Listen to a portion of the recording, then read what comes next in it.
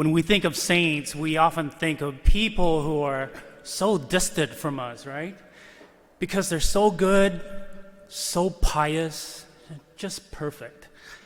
They've all achieved an exceptional level of holiness, which we aspire to.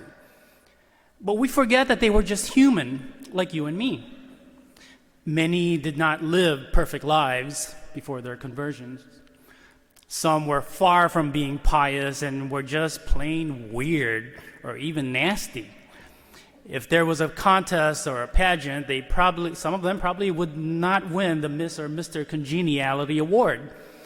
And Hollywood movies pale in comparison to the legends of some of these holy followers of Christ.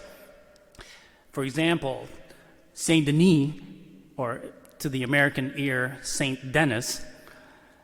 Saint Denis, who was a bishop in the 3rd century, is a Parisian. He was the bishop of Paris in the 3rd century, was beheaded by the local pagans. But to their surprise, Denis picked up his own head and walked away from the execution site. Only after about 6 miles did he finally collapse and die.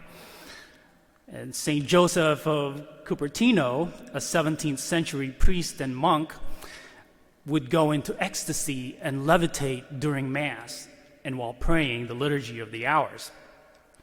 It's no wonder he's the patron saint of aviators or of air travelers and astronauts.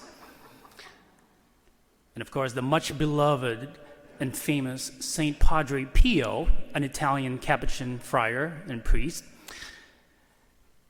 Well, we all know he painfully bore the wounds of Christ on his body called the stigmata. But he was also remembered for having performed bilocation, the ability to appear in 2 places at one time. And he was also known to know your sins before you could even confess them. I hate to disappoint you all, but I will not be levitating or bilocating anytime soon.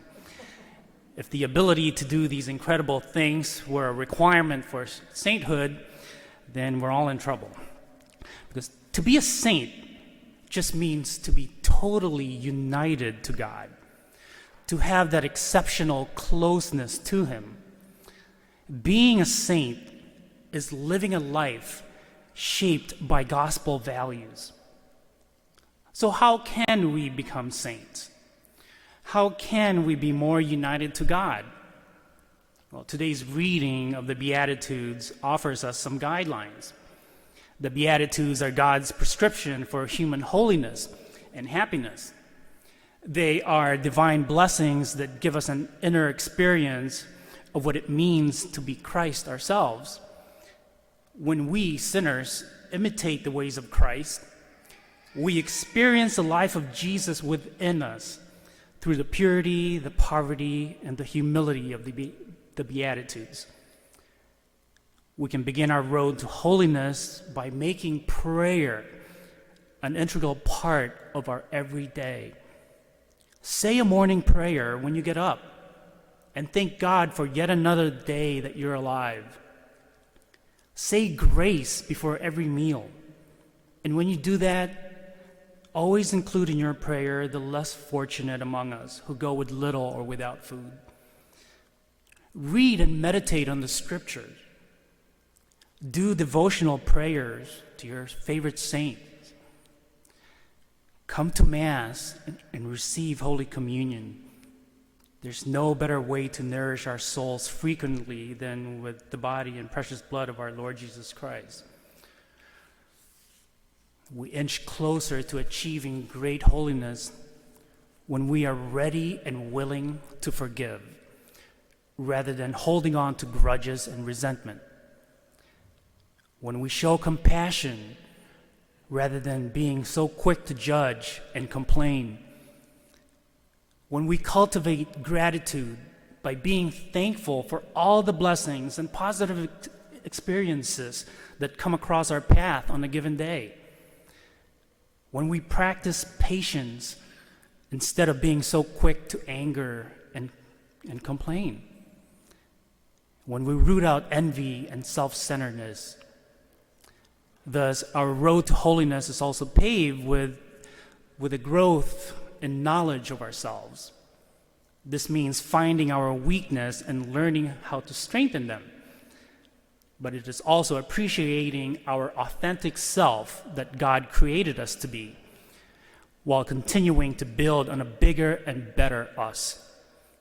God calls us to accept and honor our uniqueness in order that we may realize our goodness, which in turn allows us to see the goodness of others. On another level, we can say that all of us are saints already, not because our behavior is all that exemplary or holy, but because the Spirit of Jesus dwells in us through our baptisms. That might be a hard concept to grasp when we are broken and unworthy of being called a saint. But remember, God does not require perfection. He only wants us to be wholeheartedly His and to be a better person each day. Strive not to be a success, but rather to be of value in the eyes of God.